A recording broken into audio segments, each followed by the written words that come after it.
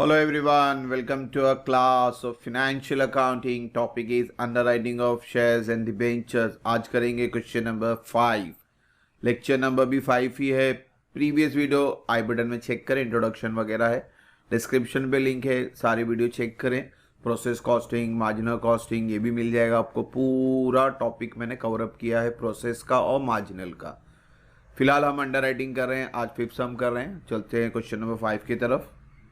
बच्चों question number 5 हमारे सामने है. एम लिमिटेड है, 1 लाख इक्विटी शेयर इशू कर रही है, अच्छी बात है. 10 का फेस वैल्यू है. Entire issue was underwritten by 5 underwriter है, ABCDE. सबका ग्रॉस लाइबिलिटी का रेशियो भी दिया हुआ है, हमें चाहिए वो. Application bearing the seal of underwriter are to be applied in relief of a liability. The following application were received 13750 share bearing the seal. अभी देखो यहाँ पे एप्लीकेशन डायरेक्ट नहीं बता रहा, आपको समझना पड़ेगा.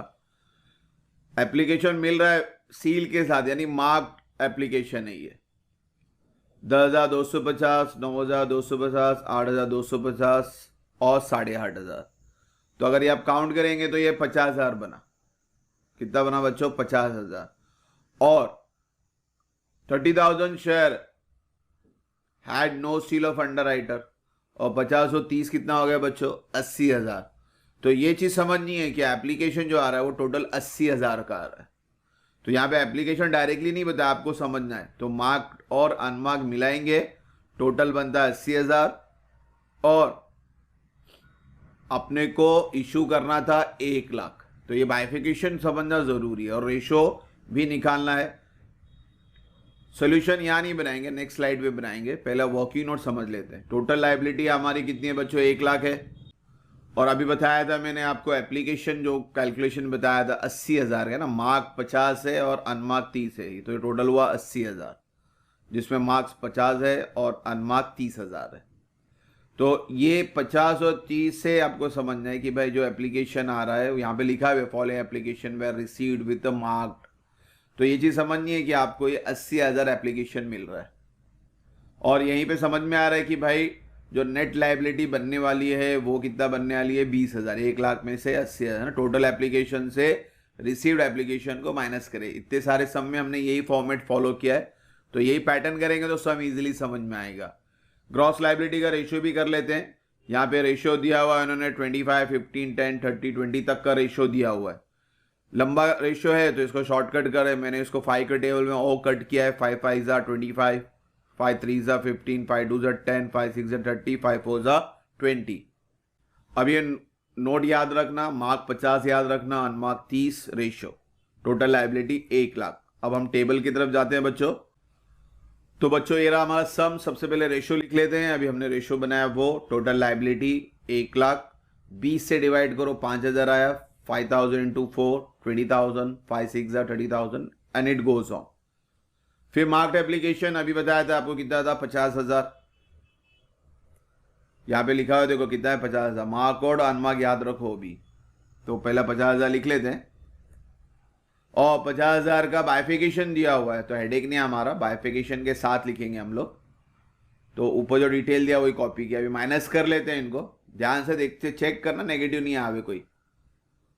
तो यहां तक तो ठीक चल रहा है अपना. अनमार्क एप्लीकेशन 30,000 है, उसका कोई बाइफिकेशन रहता नहीं, तो हमेशा ग्रॉस लाइबिलिटी में बांटेंगे हम लोग. यानी वो 30,000 को भी 20 से डिवाइड करें, रेशियो से बाइफिकेट करें.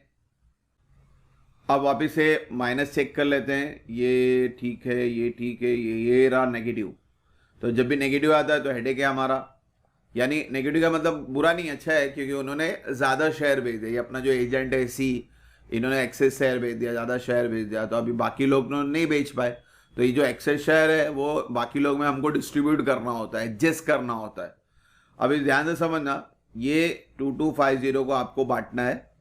क्रेडिट ऑफ सी एडजस्टेड करना है आपको, रेशियो में डिवाइड करना है. अभी देखो यहाँ पे पूरा रेशियो 5 जन का है. सी निकल रहा है. सी देखो तीसरे नंबर पे 1 2 3, यानी 2.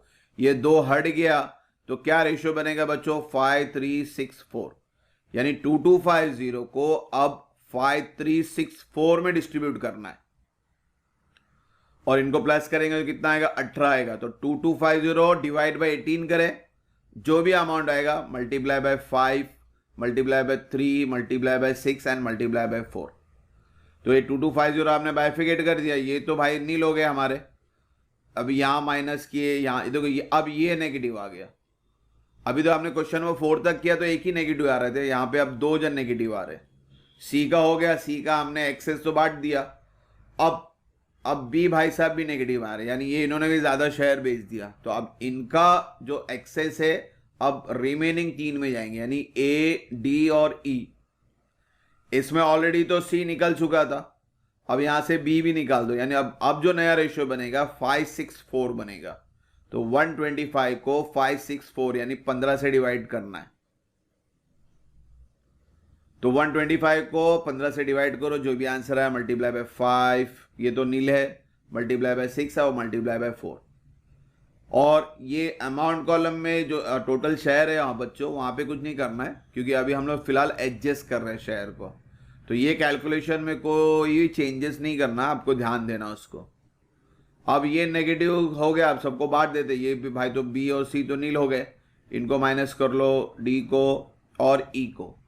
अब आपका आंसर सब पॉजिटिव आया, तो यहाँ पे आपको रुकना पड़ेगा। जब आंसर पॉजिटिव है रुक दो, और अब ये तीनों को प्लस करो तो आंसर अपना कितना 20,000 ही आना चाहिए। तो ये कैलकुलेशन समझना है। यहाँ पे जब भी आपका नेगेटिव आता है तो रिमेनिंग में बांटना है, फिर चेक करना है, और एक नेगेटिव आया उसको भी रिमेनिंग में बांटना है। रेशो को समझना आपको ध्यान से, जो नंबर हट रहे वो हटा। तो पहले सी हटा, सी तीसरे नंबर पे था, यानी ये 2 हट गया, तो आपका रेशियो बना 5364। फिर बी नेगेटिव आया था, तो बी भाई 3 का रेशियो था, ये हट गया, तो क्या नया रेशियो बना 564। ये रेशियो को समझना है, कैलकुलेटर है उसको ध्यान से कैलकुलेट करें। तो थोड़ा लेंदी समय, इंशाल्लाह क्वेश्चन नंबर 6 ऐसे ही कुछ बाइफिकेशन के साथ करेंगे, और एक फिर आगे हम प्रोसीड करेंगे। होप सो यहाँ तो कोई डाउट नहीं है। इंशाल्लाह नेक्स्ट वीडियो में जल्दी मिलेंगे बच्चों। Thank you for watching the video. God bless you.